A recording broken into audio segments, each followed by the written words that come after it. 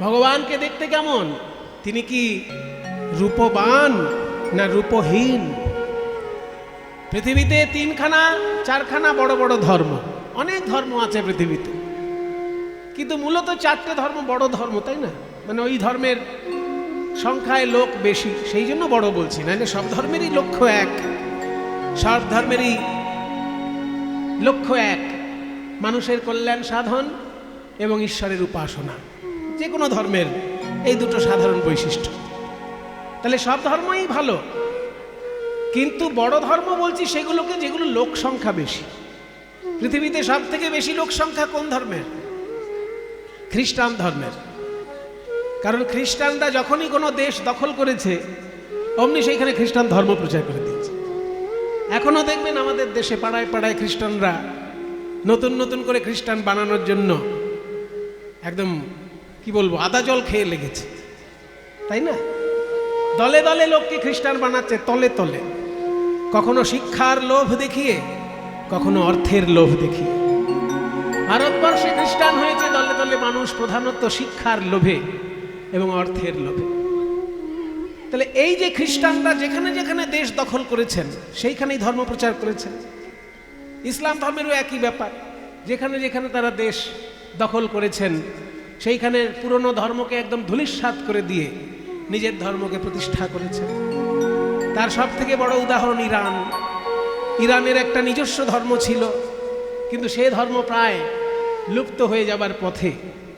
ধর্ম বাঁচানোর জন্য ইরান থেকে কিছু লোক ভারতবর্ষে পালিয়ে এসেছিল, তাই ইরানের ধর্ম ভারতবর্ষে টিকে আছে। ইরানে টিকে আছে কিনা সন্দেহ।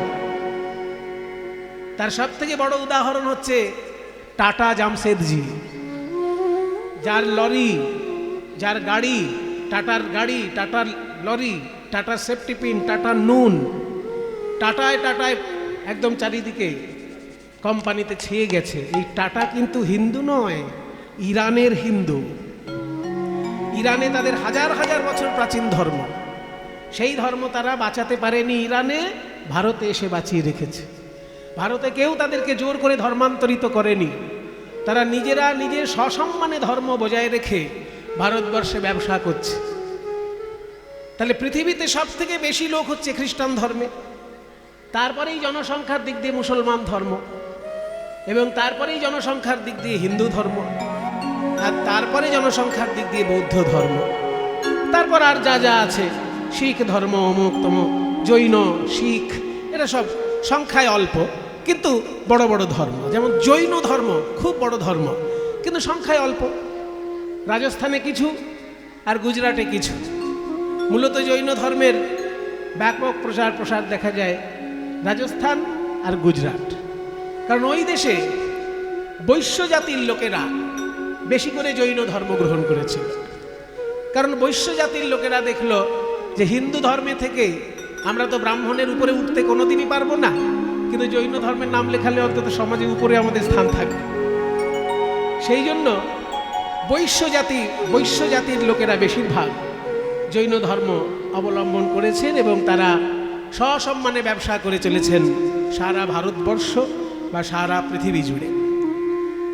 তাহলে এই যে বড় বড় ধর্ম, সমস্ত ধর্মে ঈশ্বর সম্পর্কে আলোচনা আছে, কিন্তু ঈশ্বরের রূপ আছে না রূপ নেই, এটা একটা বড় প্রশ্ন। কোন কোন ধর্ম বলে ঈশ্বর রূপবান, আবার কোন কোন ধর্ম বলে ঈশ্বর জ্যোতি স্বরূপ, রূপ নেই, এটা তো জ্যোতি আছে। আবার কোন কোন ধর্ম বলে ঈশ্বর জ্যোতিও নয়, মূর্তিও নয়, কিছুই না, নিরাকার একটি স্বরূপ ঈশ্বর। যেমন বৌদ্ধ ধর্মে কোনো মূর্তি বা কোনো জ্যোতি বৌদ্ধ ধর্মে স্মরণ করা হয় না।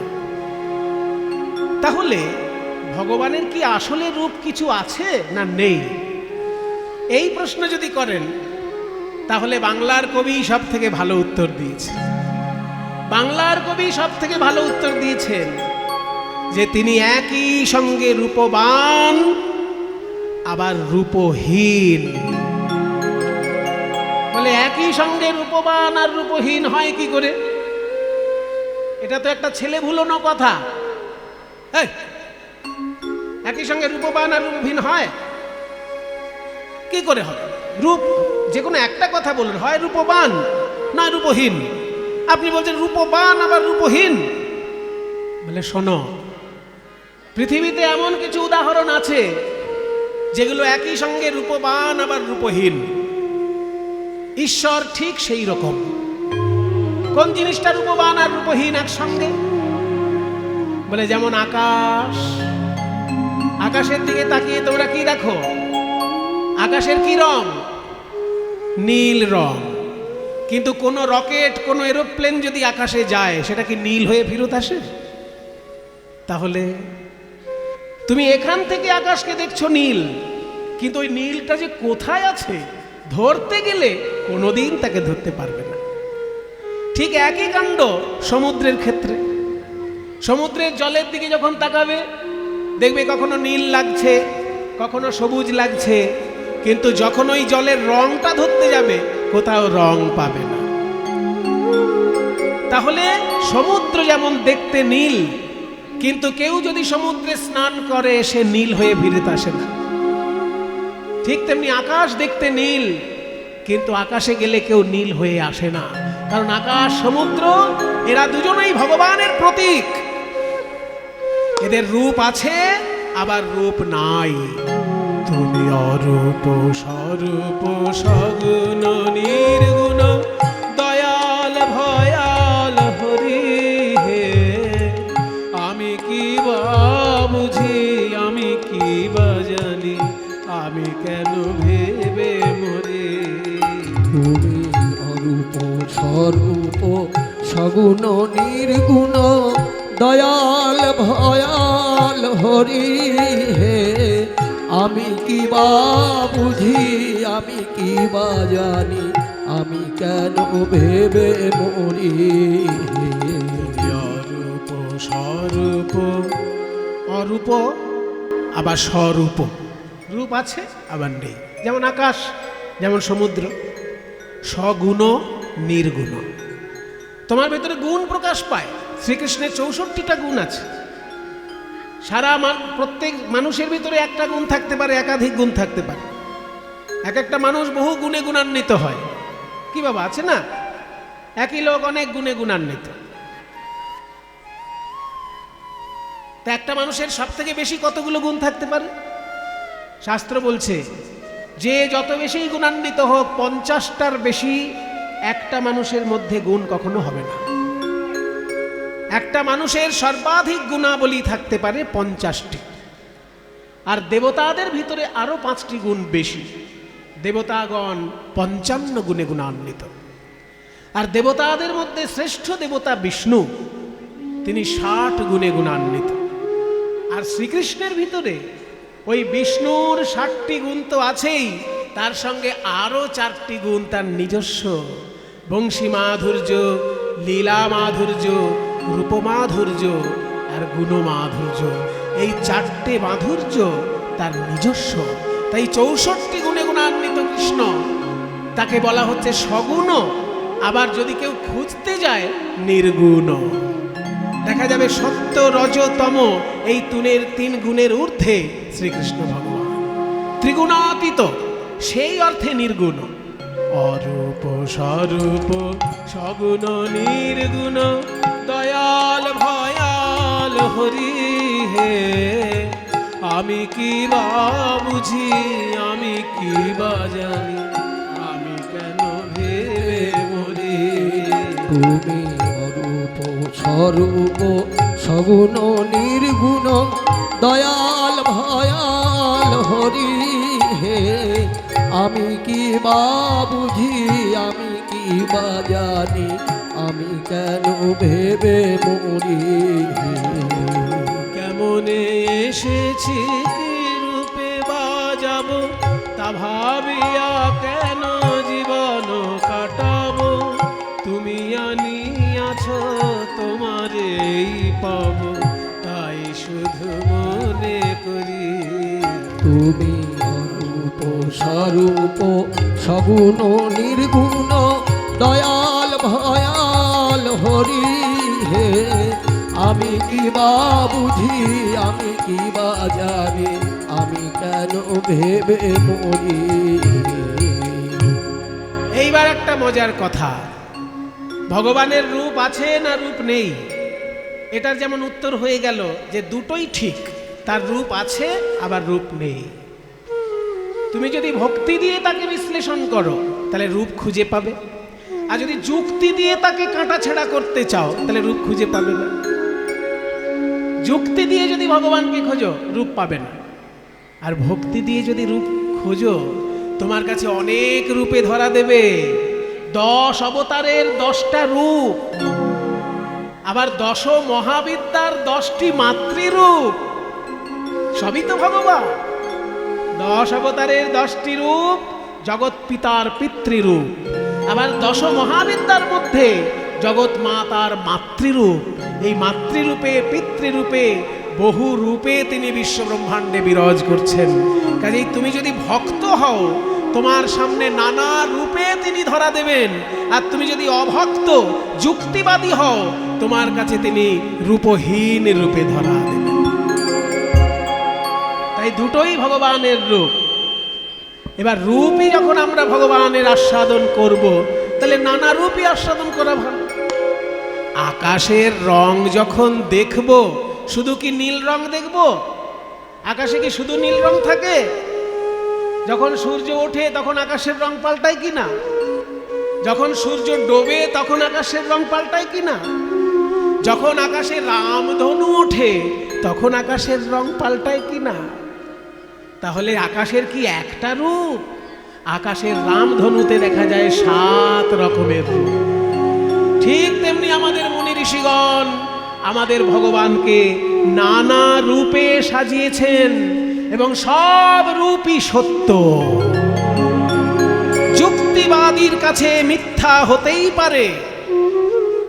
যেমন একটু আগে বললাম রামধনুর 7টা রং আকাশে দেখতে পাবেন, কিন্তু এরোপ্লেন নিয়ে রামধনুর কাছে যখন যাবেন একটাও রং পাবেন না।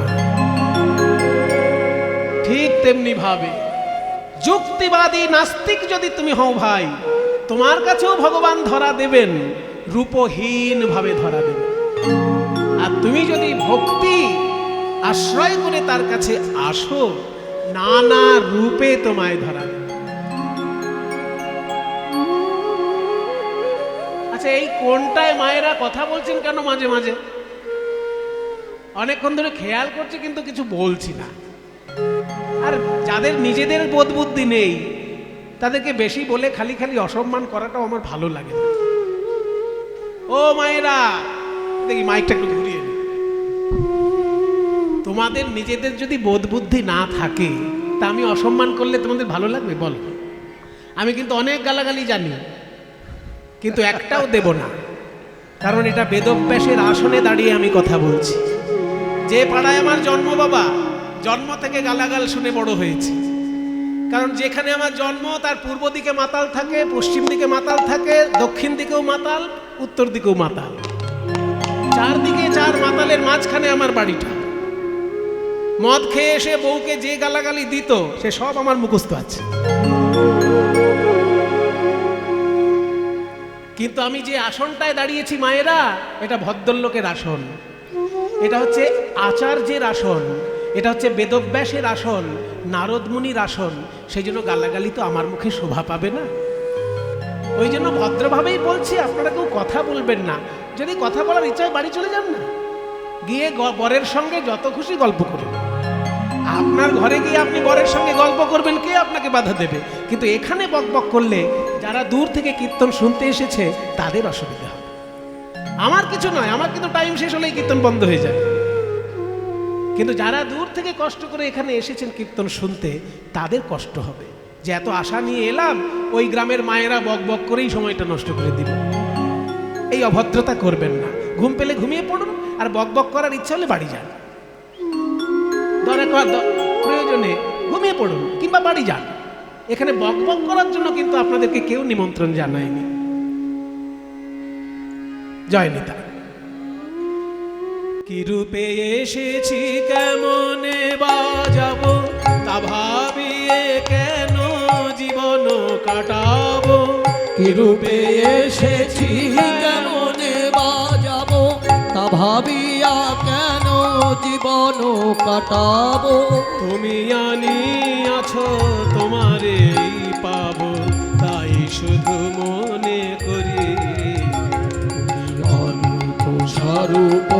সগুণ নির্গুণ দয়াল ভয়াল হরি হে আমি কি বা বুঝি আমি কি বা জানি আমি কেন ভেবে মরি রাখি জটিল ন্যায়ের বারতা বিচারে বিচারে বাড়ে অসারতা আমি জানি তুমি আমারই দেবতা তাই শুধু তাই বলে ডাকি প্রাণ যাহা চায় ডাকিতে ডাকিতে জীবন জুড়ায় তাই বলে ডাকি প্রাণ যাহা চাই ডাকিতে ডাকিতে জীবন জুড়াই। এইটা আর একটা মজার ব্যাপার সনাতন ধর্মে, ভগবান এক কিন্তু তার নানা রূপ তার নানা নাম। অন্যান্য ধর্মের লোকেরা ভাবে যে ভগবান যদি একটাই হবে তার নামও একটা হওয়া উচিত, কিন্তু আমাদের মুনি ঋষিগণ বুদ্ধিমান, আমাদের মুনি ঋষিগণ রসজ্ঞ, সেই জন্য ভগবানের নানা রূপে নানা নামে পূজা করেছেন। একটা নাম কেন হবে, একটা রূপ কেন হবে, ভগবানের একটা রূপ কেন হবে বলুন তো? আপনি একটা রূপে থাকেন, আপনি যখন বাথরুমে যাচ্ছেন তখন আপনার রূপ, আর আপনি যখন অফিসে যাচ্ছেন তখন আপনার রূপ, দুটো রূপ এক? যখন বাথরুমে যাচ্ছেন তখন কি আছে, একটা গামছা পরা আছে, একটা গামছা কাঁধে আছে, মাথা উস্কো খুস্কো, হয় তেল মাখা আছে কিংবা তেল নেই। কিন্তু যখন অফিসে যাচ্ছেন কোট পরেছেন, প্যান্ট পরেছেন, বুট পরেছেন, টাই পরেছেন, সুন্দর করে চুল আঁচড়ানো, কাজে দুটোই তো আপনারই রূপ। আপনি যখন বেডরুমে, আপনি যখন বাথরুমে, আপনি যখন ঠাকুর ঘরে, আপনি যখন অফিসে, চারটে জায়গার আপনার চারটে রূপ, একটা রূপ কখনো সম্ভব? ঠিক তেমনি ভগবান যখন সৃষ্টিকর্তা তিনি ব্রহ্মা, যখন পালনকর্তা তখন বিষ্ণু, যখন ধ্বংসকর্তা শিব। একই ভগবানের নানা কাজের জন্য নানান রূপ। সেই জন্য আমি কখনো মা কালী বলেও আনন্দ পাবো, আমি কখনো শ্যাম সুন্দর বলেও আনন্দ পাবো, আমি কখনো জয় শ্রীরাম বলে আনন্দ পাবো, আবার আমি কখনো হর হর মহাদেব বলেও আনন্দ পাবো। একই ভগবানের নানা রূপ নানা নাম, সব নামেই আমার আনন্দ, সব রূপেই আনন্দ আনন্দ। তাই বলে ডাকি প্রাণ যাহা চায় ডাকিতে ডাকিতে জীবন জুড়ায়। তাই বলে ডাকি প্রাণ যাহা চাই ডাকিতে ডাকিতে জীবন জুড়াই। যখন যে রূপে প্রাণ ভরে রয় তাই দেখি প্রাণ ভরিয়ে। অরূপ স্বরূপ সগুণ নির্গুণ দয়াল ভয়াল হরি হে আমি কি বা বুঝি আমি কি বা জানি আমি কেন ভেবে মরি। মধুময় শ্রীধাম বৃন্দাবনে বেলিয় সকালে রাধারানী আমার যমুনায় জল আনতে গিয়ে ওই ভুবন মোহন গোবিন্দ রূপে নয়ন দিয়ে যখন ঘরে এলেন, তার সোনার কলসি যমুনার জলে ভাসাইয়ে এলেন। শূন্য কলসি নিয়ে গেছিলেন জল আনতে, কিন্তু রূপে নয়ন দিয়ে সোনার কলসি জলে ভেসে গেল। সোনার কলসি আর ঘরে এলো না, কিবা যমুনা যাইয়া শ্যামের দেখিয়া ঘরে আইল বিনোদিনী। আরে কিবা যমুনা যাইয়া শ্যামের দেখিয়া ঘরে আইল বিনোদিনী। বিরলে বসিয়া কাঁদিয়া কাঁদিয়া রাইধনী আমার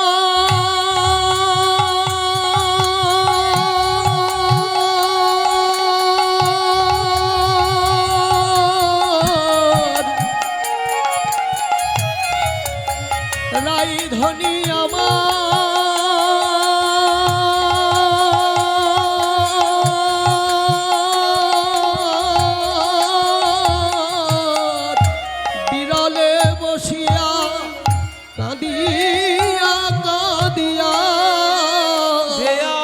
শ্যামরূপখানি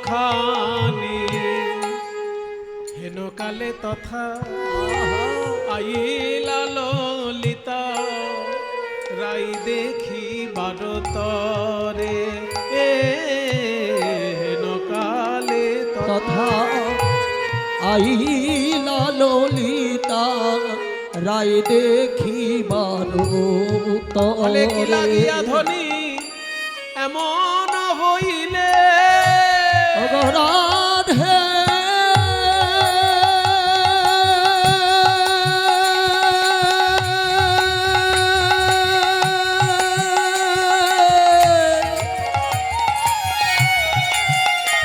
বল বল তোর কি বা হলো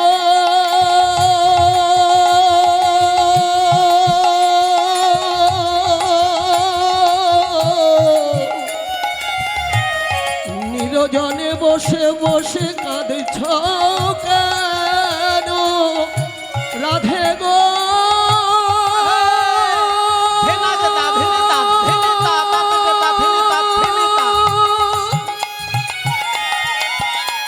ওগো রাধে প্রেমময়ী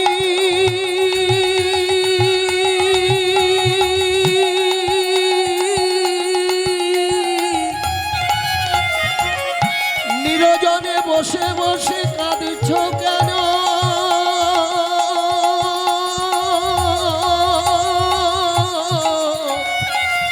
ওগো প্রেমময়ী রাধে রাধে গো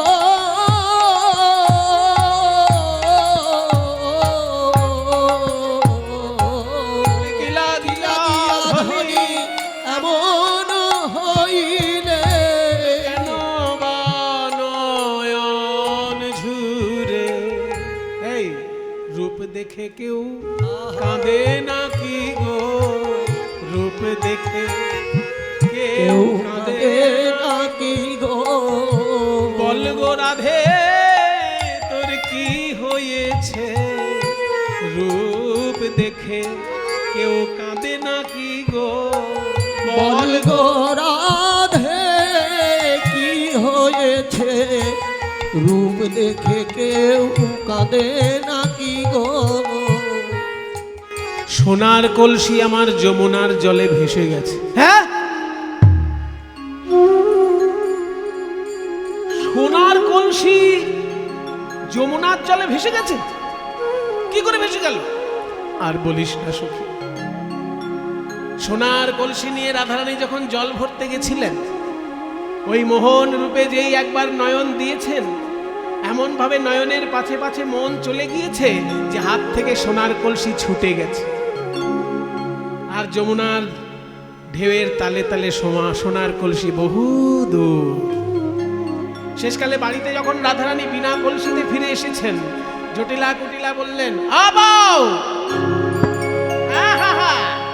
এমন ভাব করছে যেন কিছুই জানে না মুখের ঢং দেখো হ্যাঁ? রাজার মেয়ে বাপের বাড়িতে শ্বশুর বাড়িতে রাজার মেয়ে না চরণের দাসী অলক্ষী কোথাকার সোনার কলসি জলে ভাসিয়ে এসেছো অলক্ষী বাপের বাড়ি শিক্ষা দেয়নি যে সোনা হারানো অলক্ষীর কাজ ললিতা বিশাখা বলছে দেখুন মা আমাদের রাধারানী তো রাজার মেয়ে এই রকম ভাষা শুনে অভ্যস্ত নয় আপনি এক কাজ করুন রাধারানীকে আমাদের কাছে দিয়ে দিন আমরা জিজ্ঞেস করছি সোনার কলসি কোথায় হারালো যদি খুঁজে না পায় ওর বাবাকে বলে আমি দুখানা সোনার কলসি আনিয়ে দেব হ্যাঁ হ্যাঁ তাই করো চোখের সামনে থেকে বিদায় করো রাধারানীকে সঙ্গে নিয়ে সখীগণ বলছেন ওগো রাধে তুই বড় বুদ্ধিমতী গুণবতী সোনার কলসি হারাবি এ তো আমাদের বিশ্বাস হয় না বল বল কেন সোনার কলসি হারায়ে গেল রাধারানী বলে ললিতা রে তোরাও কি আমার শাশুড়ি ননদির মতোই অন্ধ হলি তোদের কি অনুরাগের নয়ন নাই তোদের যদি অনুরাগের নয়ন থাকে তবে আমার পানে চেয়ে দেখ, আমি যদিও সোনার কলসি যমুনার জলে ভাসাইয়েই এসেছি, কিন্তু আমি দুটি নয়ন কুম্ভ ভরে এনেছি। দুটি নয়ন কুম্ভ ভরে এনেছি। দুটি নয়ন কুম্ভ ভরে এনেছি। দুটি নয়ন কুম্ভ ভরে এনেছি। ওই রূপ সাগরে ডুবাইয়ে ওরে ললিতা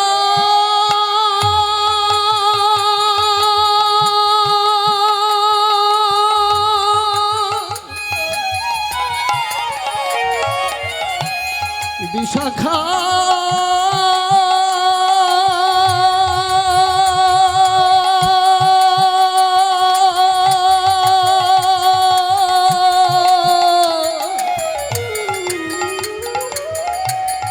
বেলিও সকালে যমুনাই জল আনতে গিয়ে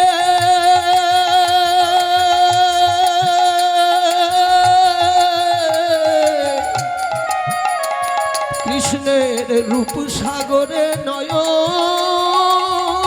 দিয়ে আমার দুটি নয়ন কুম্ভ ভরে এনেছি।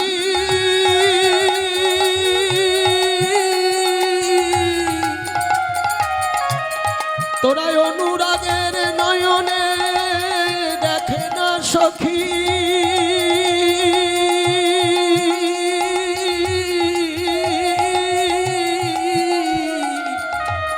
রাধে ললিতা রাধে রাধে। তুই যে রূপ দর্শন করেছিস আমাদের, তাহলে খুলে বল গোবিন্দের রাঙা চরণ। যেদিন যে অঙ্গে নয়ন দি সেই অঙ্গে যেন নয়ন আবিষ্ট থাকে। আজ আমি দেখলাম গোবিন্দের দুটি রাঙা চরণের কেমন মাধুর্য। পদটা আগে বলি, তারপর গানটা গাইলে আপনাদের বুঝতে সুবিধা হবে। অরুণিত চরণে রণিত মণি মঞ্জির আধ আধ পদ চলনি রসা। আবার বলছি, অরুণিত চরণে, অরুণিত মানে আগে বললাম না, অরুণ মানে সকালের লাল টকটকে সূর্য, ওই লাল টকটকে গোবিন্দের পায়ের তলা, তাই বলছে অরুণিত চরণে। রণিত মানে রুনুঝুনু করছে। মণি মঞ্জির, মণি মানে রত্ন, মঞ্জির মানে নুপুর, রত্ন শোভিত নুপুর রাঙা চরণে রুনুঝুনু করে বাজছে। অরুণিত চরণে রণিত মণি মঞ্জির আধ আধ পদ চলনি রসাল। অর্ধেক অর্ধেক পায়ে, অর্ধেক অর্ধেক পায়ে হেঁটে যাচ্ছে রসাল ভঙ্গিতে। আধ আধ পদ চলনি রসাল। মধ্যম দশখুশি গান, অরুণিত চরণে, বিলাবল রাগে মধ্যম দশখুশি তালের গান। গোবিন্দের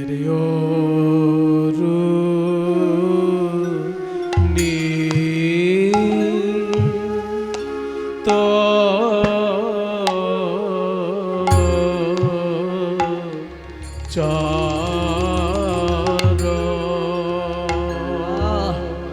ধরে ধরে চরণে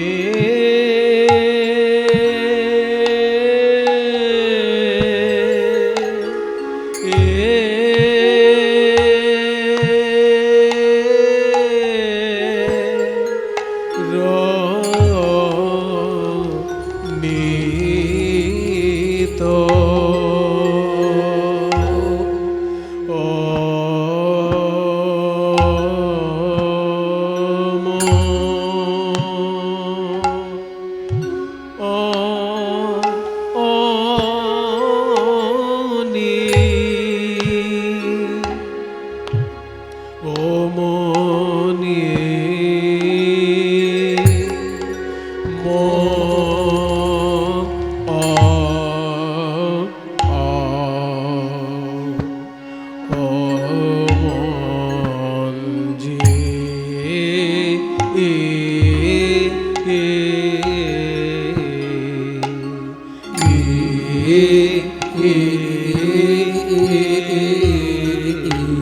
মঞ্জির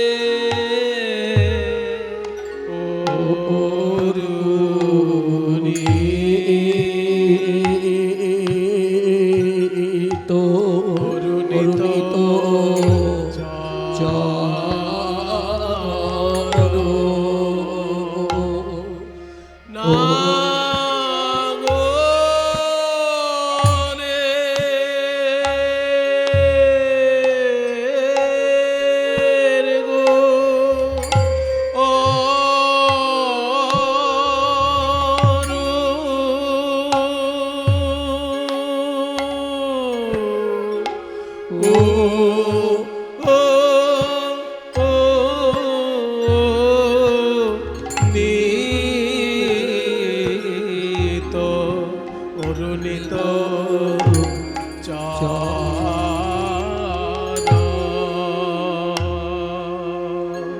ও চরণে না গো রে গো শ্যাম বিন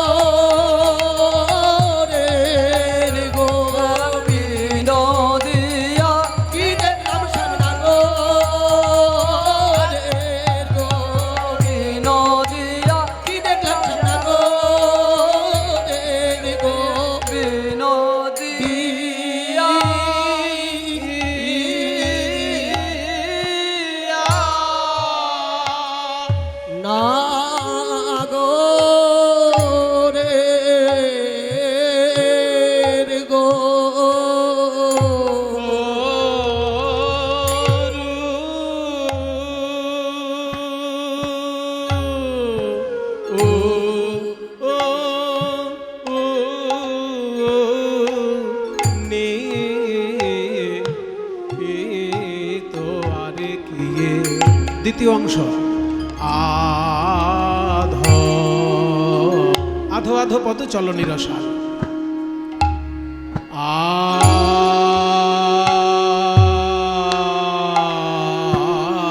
আধো ওই আধো আধো আধো আধো পদ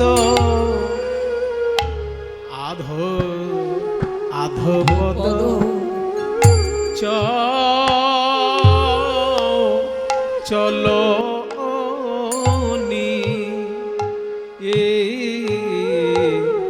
চলো নিরসা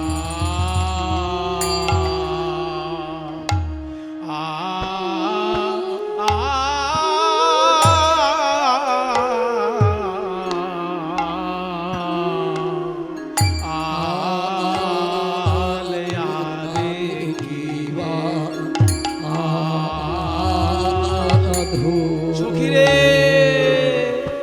কিবা সে গমনের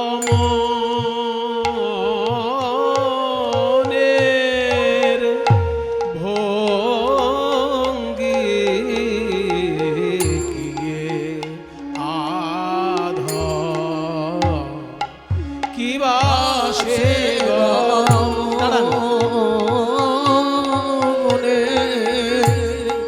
খঞ্জন গতি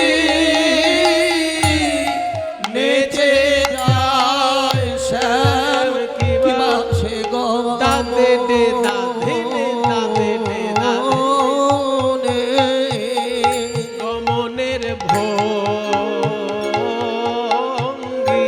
খঞ্জন গতি নেচে যায়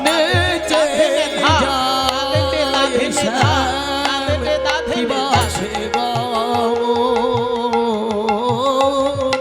ধরে ধরে ভঙ্গি খঞ্জন গতি নেচে দাদে দে দাধে নে ধা দাদে দে দাধে নে ধা কি বাসে ধরে ধরে দাদে দে দাধে নে দাধে নে দাধে নে খঞ্জন গতি যেতে যায় শ্যাম কি বাসে গমনের ভঙ্গি খঞ্জন গতি শ্যাম কি বাসে গমনের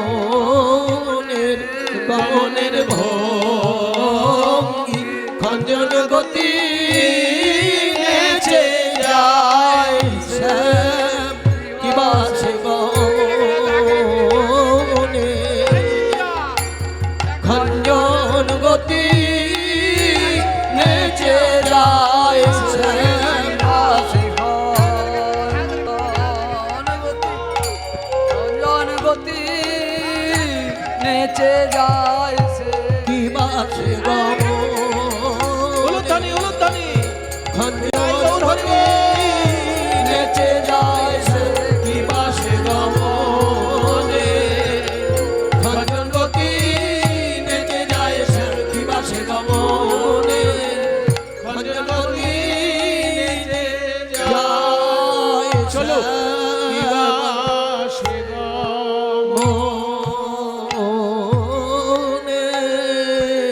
গমনের ভঙ্গি কিয়ে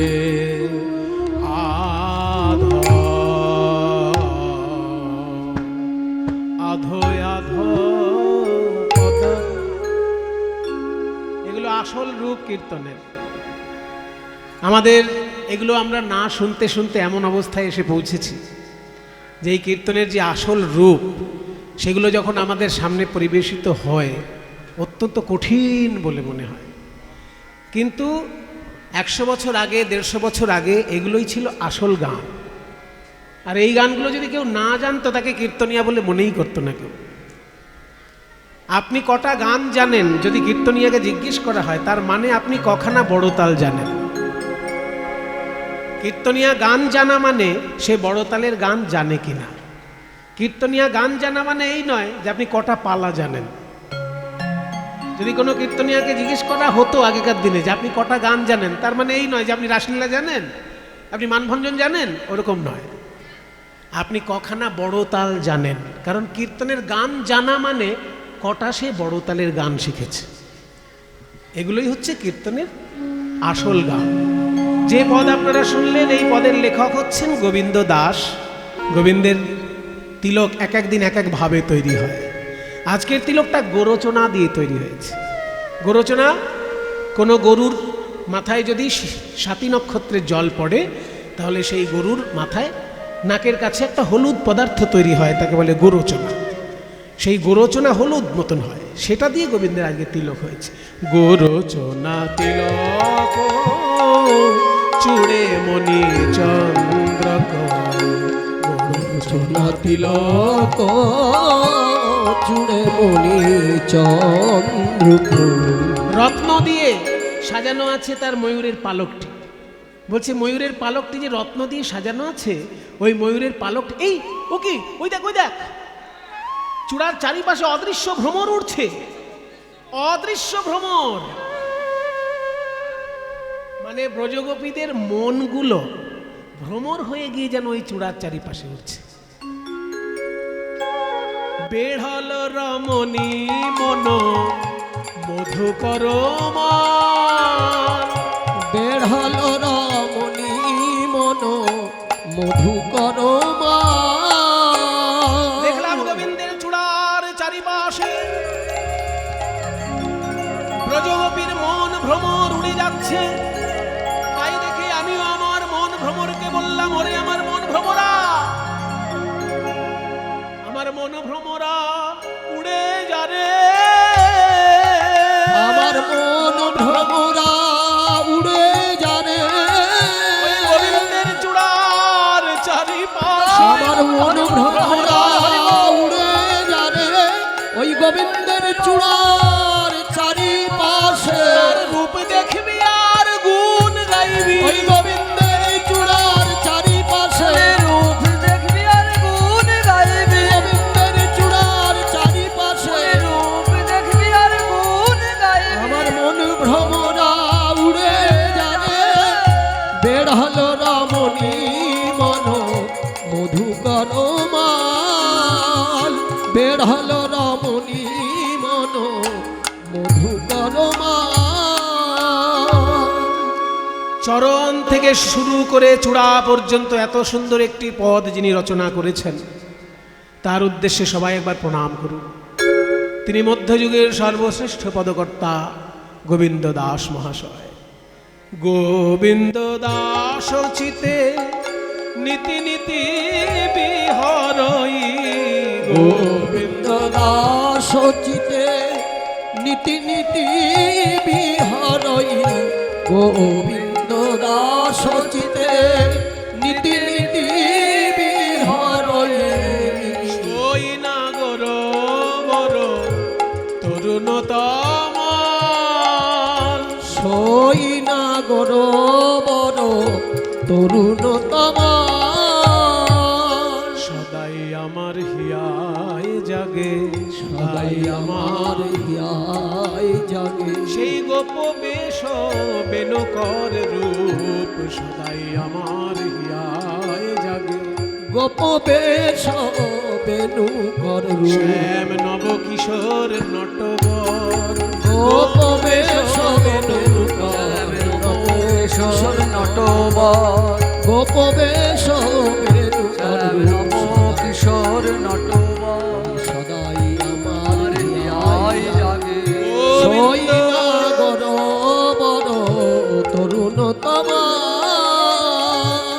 গোবিন্দ দাস চিতে নীতি নীতি বিহরই, সই নাগর বড় তরুণতম। এইভাবে সখীসনে রূপের কথা কইতেছিল বসি, হেনকালে কুঞ্জ মাঝে বাজল শ্যামের বাঁশি। বলে আর না বাজিও বাঁশি, নীরব হয়ে থাকো, এই সাজিয়া বেড়াইছি আমি, আবার কেনে ডাকো। যদুনাথ দাস কহে কর অভিচার, আর ঘরে রইতে নারী করো না বিচার। যদুনাথ দাস কহে কর অভিসার। রাধারানী আজকে সেজে গুজে কৃষ্ণ দর্শনে চললেন, আবেশে সখীর অঙ্গে, আবেশে সখীর অঙ্গে আবেশে সখীর অঙ্গে। আবেশে সখীর অঙ্গে আবেশে সখীর অঙ্গে। অঙ্গ হেলাইয়া আবেশে সখীর অঙ্গে অঙ্গ হেলাইয়া। আবেশে সখীর অঙ্গে অঙ্গ হেলাইয়া বৃন্দাবনে প্রবেশিল শ্যাম জয় দিয়া, বৃন্দাবনে প্রবেশিল শ্যাম জয় দিয়া। বৃন্দাবনে যাইয়ারা, বৃন্দাবনে যাইয়া রাই ইতি চায় মাধবিল তারো দেখে শ্যামরাই মাধবিল তারো দেখে শ্যামরাই। গোবিন্দের বাম পদে 8টি চিহ্ন বলেছি বিস্তারিতভাবে, আর দক্ষিণ পদে 11টি চিহ্ন উল্লেখ করব বলেছি, সেগুলো এবার করে দিচ্ছি। অর্থাৎ দক্ষিণ পদে কোণাষ্টকম স্বস্তিকম, অষ্টকোণ চিহ্ন, স্বস্তিক চিহ্ন, চক্রং ছত্রং, চক্র চিহ্ন, ছাতা চিহ্ন, ধ্বজ পবি, ধ্বজ মানে পতাকা, পবি মানে বজ্র, জম্বু ঊর্ধ্বরেখা অম্বুজম, জামফল ঊর্ধ্বরেখা এবং অম্বুজ, অম্বুজ মানে পদ্মফুল। তাহলে কোণাষ্টকম স্বস্তিকম চক্রং ছত্রং জব অঙ্কুশং, আর জব আর অঙ্কুশ এই মোট 11টি চিহ্ন গোবিন্দের দক্ষিণ পদতলে বিরাজ করছে। যখনই রাধারানী গোবিন্দের কাছে এসে দাঁড়িয়েছেন, গোবিন্দ আমার মাথার চূড়ার ফুল ভেঙে রাধারানীর চরণে পুষ্পাঞ্জলি দিলেন। ভাঙিয়া চূড়ার ফুল হাতে করি নিল, ভাঙিয়া চূড়ার ফুল হাতে করি নিল। এবার নম প্রেমময়ী বলি রাই চরণে দিল। রাধে তোমার কি ইচ্ছা বলো? বলে আমার ইচ্ছা রাসলীলায় নৃত্য করব। তাই তো। এবার তাহলে 5 মিনিটের জন্য রাসলীলায় নৃত্য করব। রাধা শ্যাম যুগল নৃত্য, রাসলীলায় শুরু হলো যুগল নৃত্য, উলুধ্বনি।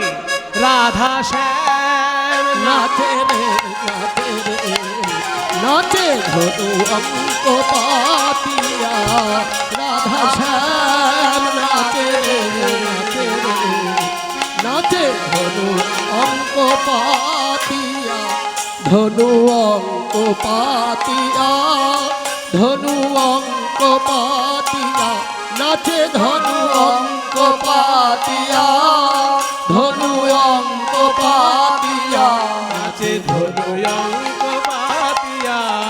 রাধা শ্যাম নাচে রে নাচে ধনু অঙ্ক পাতিয়া, রাধা শ্যাম নাচে রে নাচে ধনু অঙ্ক পাতিয়া।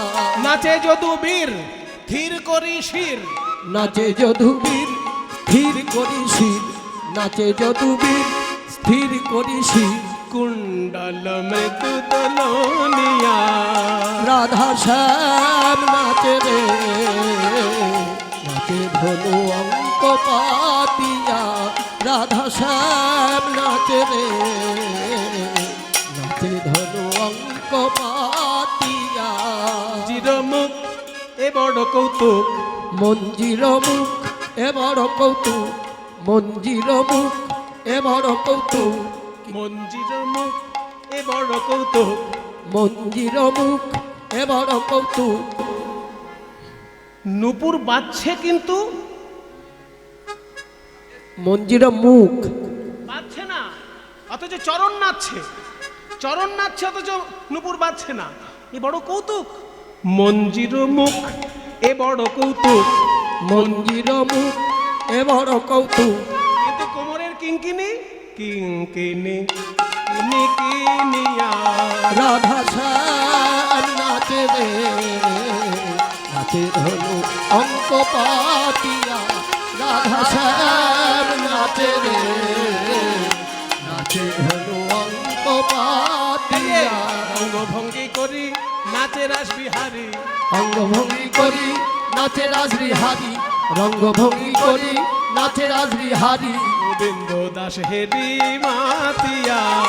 রাধা শ্যাম নাচে রে নাচে ধনু অঙ্ক পাতিয়া, রাধা শ্যাম নাচে রে নাচে ধনু অঙ্ক পাতিয়া।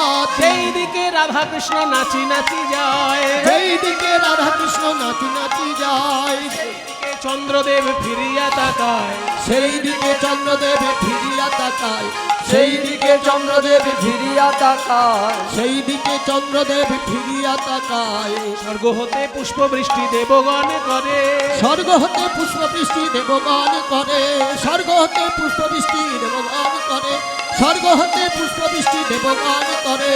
আনন্দেতে গীত গায়ে গন্ধর্ব কিন্নরে, আনন্দেতে গীত গায়ে গন্ধর্ব কিন্নরে, নাচিতে নাচিতে গেল যমুনার জলে, নাচিতে নাচিতে গেল যমুনার জলে।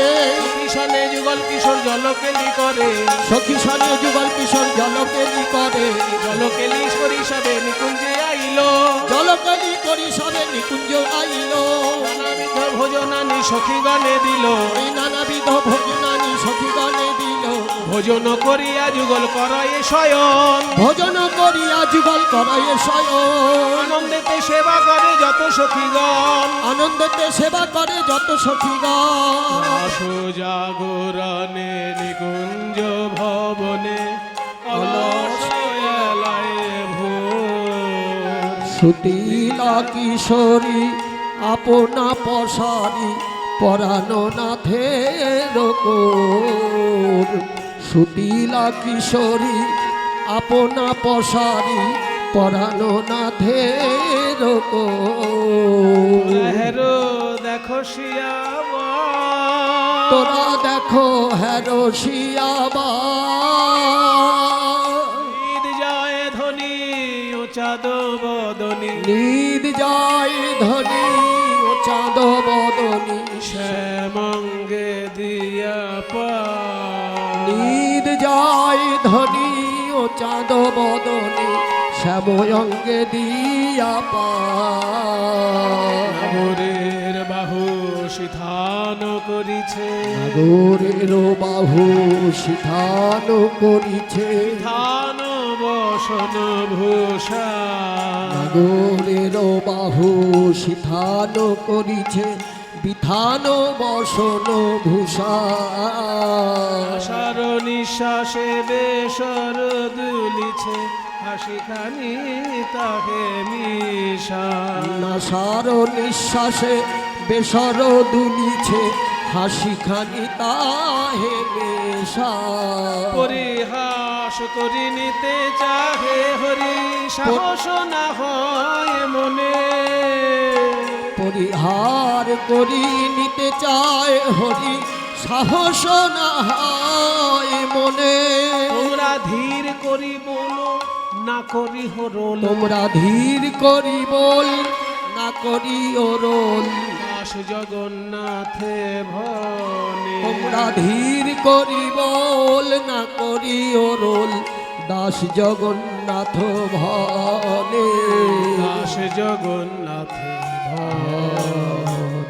ধীরে ধীরে কৌগ কথা রাই যেন জাগে না, ধীরে ধীরে কৌ কথা রাই যেন জাগে না। এই এখনই ঘুমাইছে রাই, জাগলে আর ঘুমাবে না, এই এখনই ঘুমায়েছে রাই, জাগলে আর ঘুমাবে না। এই এখনই ঘুমাইছে জাগলে ঘুমাবে না, এই এখনই ঘুমায়েছে রাই, জাগলে আর ঘুমাবে না। ললিতা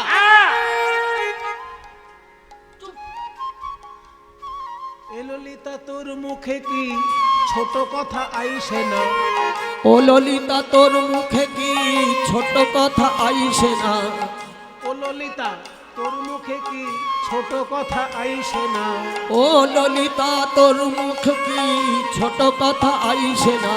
আমরা কৃষ্ণ কলঙ্কিনী বলি হোক জগতে ঘোষণা, আমরা কৃষ্ণ কলঙ্কিনী বলি হোক জগতে ঘোষণা। নরোত্তম দাস কহে এই তো মনের বাসনা, নরোত্তম দাসের মনে এই তো মন বাসনা। আমরা ওই চরণে প্রাণ সপেছি আর তো কিছু চাহি না, আমরা ওই চরণে প্রাণ সপেছি। জয় রাধে রাধে রাধা গোবিন্দ জয়, জয় রাধে রাধে রাধা গোবিন্দ জয়। জয় রাধে রাধে রাধা গোবিন্দ জয়, রাধে রাধে রাধা গোবিন্দ জয়। জয় রাধে জয় রাধে জয় রাধে জয় রাধে জয় রাধে জয় রাধে জয় রাধে জয় রাধে জয় রাধে। জয় রাধে জয় হরে কৃষ্ণ কৃষ্ণ কৃষ্ণ হরে হরে, হরে রাম রাম রাম হরে হরে। হরে কৃষ্ণ কৃষ্ণ কৃষ্ণ হরে হরে, হরে রাম রাম রাম হরে হরে। হরে কৃষ্ণ কৃষ্ণ কৃষ্ণ হরে হরে, হরে রাম রাম রাম হরে হরে। হরে কৃষ্ণ কৃষ্ণ কৃষ্ণ হরে হরে, হরে রাম রাম হরে হরে। হরে কৃষ্ণ কৃষ্ণ কৃষ্ণ হরে হরে, হরে রাম রাম রাম হরে হরে। হরে কৃষ্ণ কৃষ্ণ কৃষ্ণ হরে হরে।